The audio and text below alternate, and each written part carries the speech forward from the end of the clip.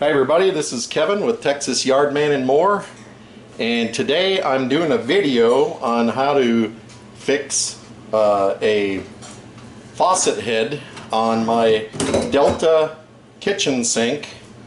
It has the two buttons, and there are some other videos out there, but this one was really easy to fix. The problem I was having was I was getting low water flow coming out of my faucet, and so I did some troubleshooting, and what I found to be the easiest and quickest thing to check is the filters that are inside of this the head of this faucet. And like I said, this one had low flow, and I've already fixed it, but I'm going to show you what I did to fix it, so it'll save you a little bit of time. And this particular head, I didn't find very many videos out there that talks about this specific the faucet head, so I'm gonna figured I'd make a video on this just to save some people time. But basically, this is the style head that retracts in and out with this hose, and it's pretty basic. It's got a hose on here where you just simply twist this off, lefty loosen, righty tighty, and I'm going to go ahead and do that. You have to pinch. There's some little retainer clips on here, and you got to pinch those down and turn counterclockwise to take it off. So as soon as you do that, you'll see that it just simply unscrews. And be careful, there is an O-ring on here on this end that you know, if it's damaged or whatever, it could fly off, so be very careful with that. And there's a little plastic C-clip on here. You want to make sure that that doesn't come off either. And then once you do that, you want to make sure that you go ahead and just tie a little knot on this, because it will retract up inside there, and then you'll have to fish it through again. So just tie a little knot, and you can see up inside this, it's just a small orifice where the water comes through once you turn the water on at the faucet valve. And to do a quick test, just to make sure it's not any of the components down below where you turn the hot and the cold water flow on for coming in from the street and from the hot water heater. One thing you can try real quick to make sure it's not that is just simply turn the water on, and if you got high pressure coming out of there, that means there's no obstructions in the line anywhere, and you know that the problem lies in this. So we got good flow there, so we don't have to mess with anything else. The problem is in this, and this particular head has a plastic end on it, and it's threaded, and that's where you have the male threads and then you have the female threads. And so it's pretty simple. And this particular head, faucet head, is two buttons, and it has different water features that when you press each one of these buttons, it does a different flow that comes out of this head. But it's real easy. You don't have to pop any of these buttons off like you'd see on some of the other videos. Like to get there's a screw behind here on some of the other faucet heads, but this one doesn't have a screw, so you don't have to mess with that. So everything you need to do is right here. There are two things that you need to check. If you look up inside here, you'll see a screen, and on that screen is kind of like a stem poking up.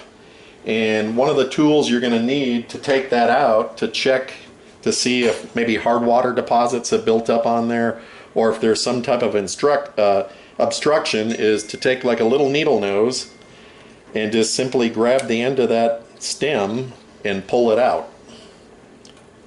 And then you can see down inside there, and there's nothing in there, nothing obstructing it. And then here's the little screen that I pulled out. you want to take a close look at that and look for hard water deposits or any other obstruction. And if you see some of that on there, this one is clean. I've already cleaned it.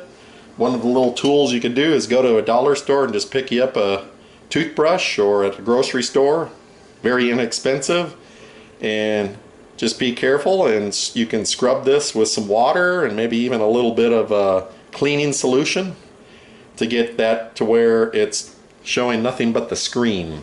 It's just a little screen on there, and that filters the water. So once you got that done, you just put that to the side and pick this back up. And the other place to check for obstructions on this particular model, you have orifices here. These are just for water flow. Water comes out of here, water comes out of here and over here, and then you have this little screen right here, and you'll see little ridges on it that you simply take this, or you can take a screwdriver and you can get the edge of a flat tip screwdriver iron and turn it counterclockwise, and you just spin that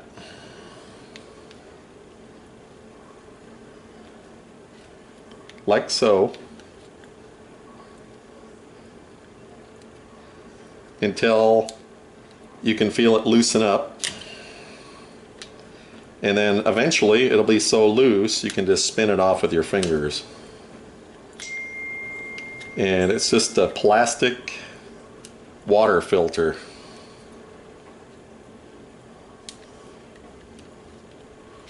And I can feel it loosening up quite a bit now, and eventually it'll come free. And then you can see down inside here, it's just where the water flows into this filter,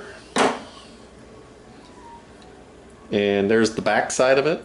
Water comes in here, it's like a little screen, and then there's a screen inside here. And what happens is this gets all gunked up.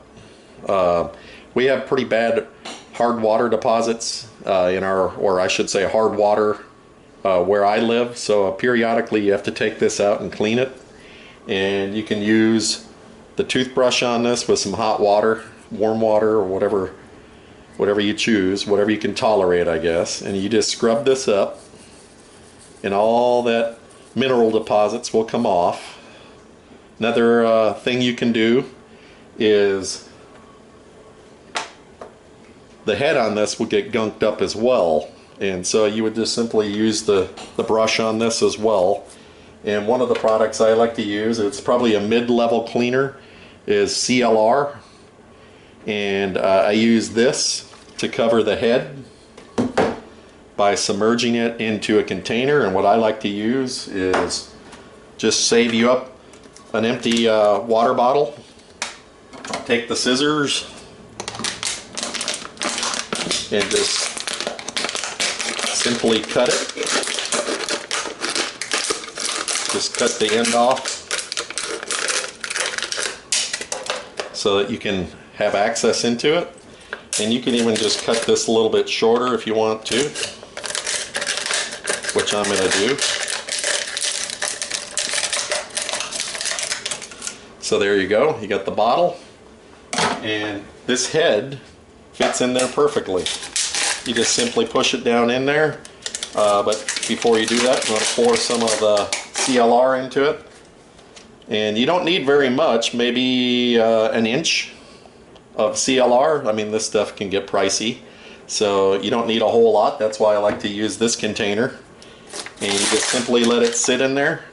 And it's also transparent, so you can see it working at cleaning the hard water deposits. And you can just simply tilt it up, and you can actually see it bubbling and fizzing in there, and it's loosening up everything. And then after letting it sit for about 30 minutes or so, you take this out, and then you hit it again with the brush, and everything should just come off of it real easy. So it's a quick fix on this. You don't have to take nothing apart. You just have to simply unscrew it, and then you can also soak this in the CLR as well, so that it loosens up everything, as well as the little filter that I showed you previously. So we'll simply go ahead and put this back together, and you just put it in there and you spin it clockwise, and then you use the edge of a screwdriver to just spin it. And you don't need to torque it down super tight, but just get it snug till you can feel it grab. And then you got that part put back in. Then you got this little part that you took out previously. You just simply put the needle nose on that little spike that's coming out of it, and you simply just put it back in there. And you can see it in there now.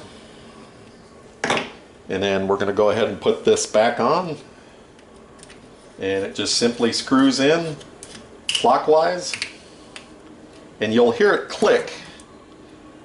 But one thing that I failed to do was just simply undo this knot, so I got to back it off and do it again.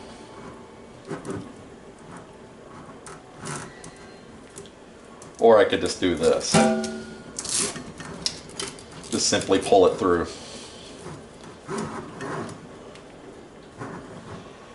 And then put that back up inside there, and then you want to do a water test. So you just simply turn the water on. There you go. You got high flow again, and that's how easy it is to fix. And I'm going to show you what these other buttons do just since I've got it here.